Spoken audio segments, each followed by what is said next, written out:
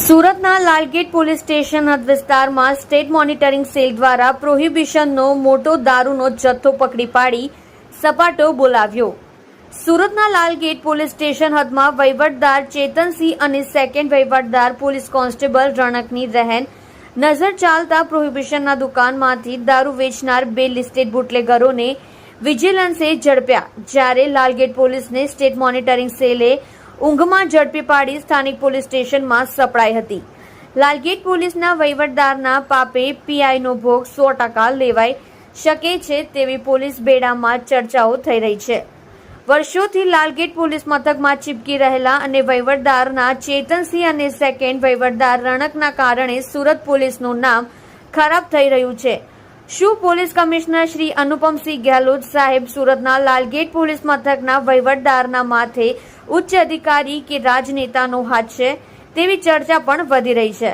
એ માટે વર્ષોથી એક જગ્યા પર બની બેઠેલા વહીવટદાર વિરુદ્ધ કોઈ પણ પગલાં લઈ કમિશનર સાહેબ કાયદેસરની કાર્યવાહી કરશે ખરા? વિદેશી દારૂની સ્ટેટ મોનિટરિંગ સેલ દ્વારા 1194 બોટલ જેની કિંમત 1,22,750 સાથે એક મોબાઈલ 5,640 સાથે 1,33,290 નો મુદ્દામાલ સ્ટેટ મોનિટરિંગ સેલ દ્વારા કબજે કરવામાં આવ્યો।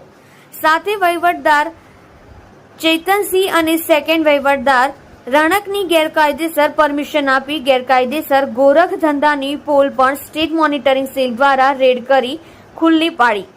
આરોપી મોહમ્મદ જાફર ઉર્ફે બાબા કબૂતર મોહમ્મદ ઝહુર પઠાણ રહેઠાણ ખાન સાહેબનું ભાટુ ધાસ્તીપુરા વરિયાવી બજાર સુરત શહેર। મુખ્ય આરોપી તુષાર ઠાકોર પટેલ રહેઠાણ વરિયાવી બજાર ઘાસ્તીપુરા સુરત શહેરને પકડી પાડી દારૂનો જથ્થો મોલના લિસ્ટેડ બુટલેગરોને વોન્ટેડ જાહેર કરી સ્ટેટ મોનિટરિંગ સેલના પીએસઆઈ એચવી તડવી દ્વારા લાલગેટ પોલીસ સ્ટેશનમાં ક્વોલિટી કેસ જાહેર કરી લાલગેટ પોલીસ ઇન્સ્પેક્ટર વિરુદ્ધ ગાંધીનગર ખાતે કાર્યવાહી કરવાની માંગ કરી છે। સુરતના લાલગેટ પોલીસ સ્ટેશન હદ વિસ્તારમાં મોહમ્મદ જાફરના ચાલતા પાલિયા ગ્રાઉન્ડ પાસે ઘાસ્તીપુરા વરિયાઈ બજાર ખાનસાબનો ભાતોમાં દુકાનમાં ચાલતા વિદેશી દારૂના વેપલા પર સ્ટેટ મોનિટરિંગ સેલે રેડ કરી હતી। તમે જોઈ રહ્યા છો SD ન્યૂઝ ચેનલ ફેઝલ શેખની સાથે।